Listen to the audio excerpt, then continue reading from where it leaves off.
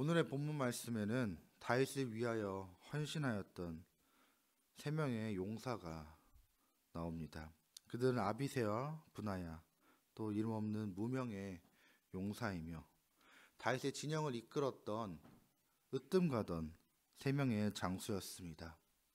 오늘 본문 말씀에는 그들의 헌신적인 행위가 나오고 있습니다. 본문을 보면 다윗의 군대가 산성에 있고 블레셋 군대가 베들레헴 성에 있어 서로 대치하고 있는데, 이때 다윗이 소연하여 이르되 베들레헴 성문 곁 우물물을 누가 내게 마시게 할까 하매 라고 말하였습니다. 이 베들레헴은 다윗의 고향입니다. 다윗은 평생 전쟁 가운데 살아왔다고 해도 과언이 아닙니다.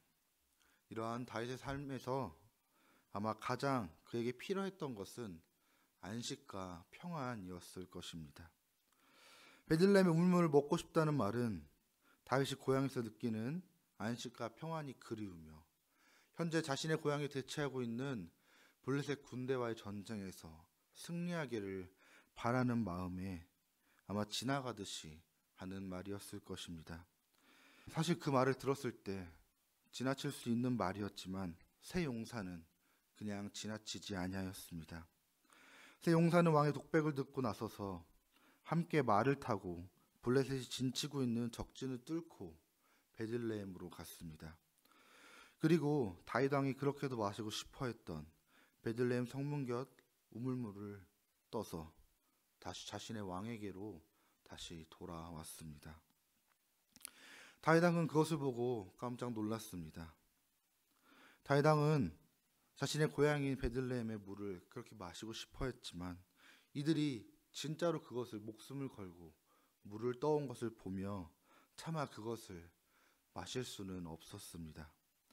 그래서 17절에 이르되 여호와여 내가 나를 위하여 결단코 이런 일을 하지 아니하리이다.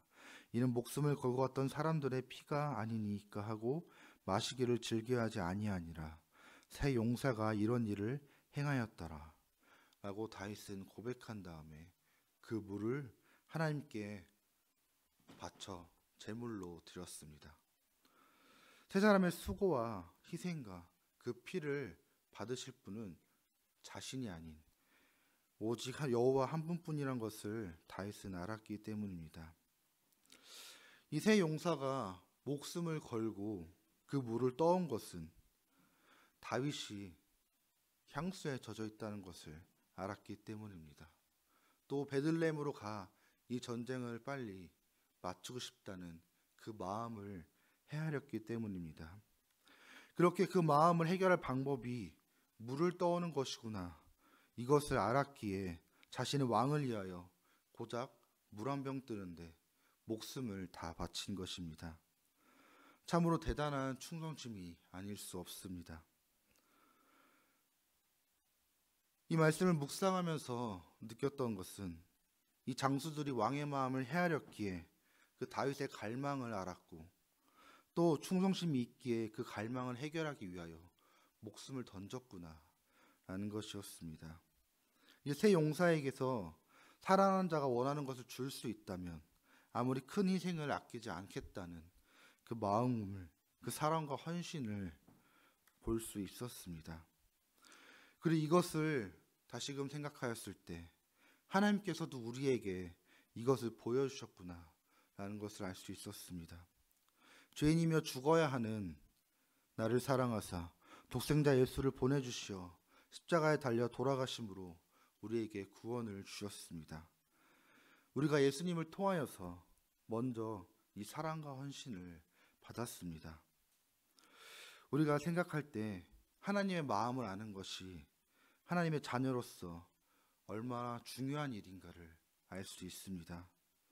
그러므로 우리가 하나님 아버지께 충성되며 헌신하기 위해서는 먼저 우리가 주님의 마음이 무엇인지, 주님께서 어디를 향하고 바라보고 계신지, 그 뜻이 무엇인지 알려고 노력하는 것이 매우 중요합니다. 이익과 계산으로 움직이는 모습과 귀찮은 일이라 생각하며 대충대충 하는 모습과는 전혀 다른 모습입니다. 하나님의 마음을 알기 위하여 노력하며 그 마음이 이루어지기 위하여서 나의 모든 것을 동원하여 헌신하여 그것을 이루기 위해 삶을 바치는 것이 바로 우리의 사명일 줄 믿습니다. 새 용사가 보여주셨듯이 또 예수님께서 우리에게 보여주셨듯이 이제는 우리가 할 때입니다. 하나님의 자녀로서 하나님을 사랑하기에 하나님의 마음을 알기 위하여 노력하며 그 마음이 이루어지기 위하여서 헌신하며 우리의 삶을 통하여서 하나님의 역사가 이루어져가는 그것을 통하여서 또 이 땅 가운데 주님의 나라가 이루어지기 위하여 노력하는 저와 여러분이 되기를 소망합니다.